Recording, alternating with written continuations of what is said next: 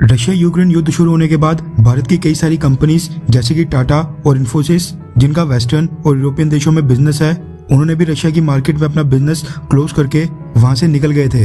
ये भारतीय companies America समेत बाकी वेस्टर्न देशों को नाराज नहीं करना चाहती थी, क्योंकि इनकी कमाई का मेजर हिस्सा इन्हीं देशों से आता है और रशिया की मार्केट से इनको इतना भी प्रॉफिट नहीं होता है कि ये वेस्टर्न देशों के सैंक्शंस के खिलाफ जाएं। ये इनका प्योरली बिजनेस ओरिएंटेड फैसला था, क्योंकि at the end of the day सभी कंपनीज को प्रॉफिट जनरेट करना होता है, जिसके बिना वो काम नहीं कर सकती हैं। ठीक इसी तरह भारत की एक और कंपनी है रिलायंस, जिसका बिजनेस न सिर्फ इंडिया बल्कि दुनिया भर में फैला है। रिलायंस को लेकर पिछले महीने खबर आई थी कि रिलायंस भी रशिया के साथ अपने टाइज खत्म कर सकती है।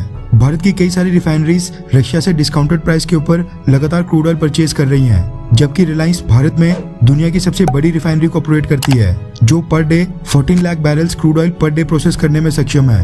रिलायंस इंडस्ट्रीज को लेकर पिछले महीने मार्च 17 को द इकोनॉमिक टाइम्स ने रिपोर्ट किया था कि वेस्टर्न देशों के प्रतिबंध के चलते रिलायंस रशिया से क्रूड ऑयल परचेज नहीं करेगी। दरअसल रिलायंस इंडस्ट्रीज के सीनियर वाइस प्रेसिडेंट और business head cracker Rajesh Rawat ने एक इवेंट के दौरान कहा था कि वो सैंक्शंस के चलते रशिया से क्रूड ऑयल परचेज नहीं करेंगे, क्योंकि उनको कई सारे बैंक्स के साथ डील करना पड़ता है और अगर वो कुछ मात्रा में रशिया से क्रूड ऑयल परचेज भी करते हैं तो वो आउट ऑफ बिजनेस चले जाएंगे। इसलिए रशिया से क्रूड ऑयल बस भारत की सरकारी रिफाइनरीज ही परचेज करेंगी।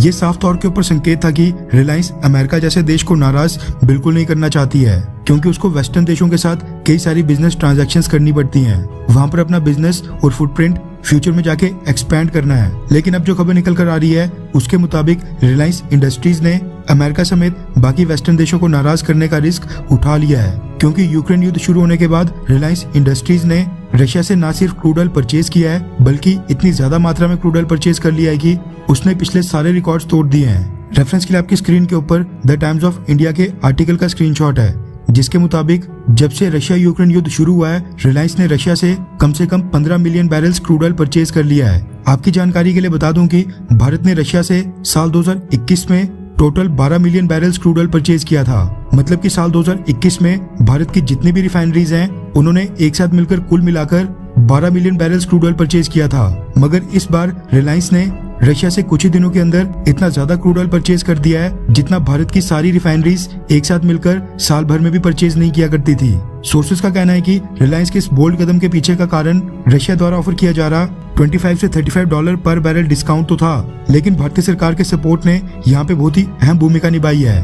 दरअसल रशिया से क्रूड ऑयल परचेज करने के ऊपर मोदी सरकार देश की सभी प्राइवेट और सरकारी रिफाइनरीज को ग्रीन सिग्नल दे चुकी है और सरकार उनका समर्थन कर रही है। ऐसा इसलिए क्योंकि जब भारत में चुनाव के कारण कई हफ्तों तक ऑयल प्राइसेस नहीं बढ़ाए गए थे, इंटरनेशनल मार्केट में प्राइसेस बेहद ज्यादा बढ़ने के कारण ऑयल कंपनीज को उस समय काफी नुकसान उठाना पड़ा था। और दूसरा कारण ये है कि रशिया ने खुद ही भारत को कॉल करके रशिया से क्रूड ऑयल परचेज करने की मदद मांगी थी। इसलिए भारतीय सरकार रशिया से क्रूड ऑयल परचेज करने पर देश की रिफाइनरीज को प्रॉपर तरीके से सपोर्ट दे रही है।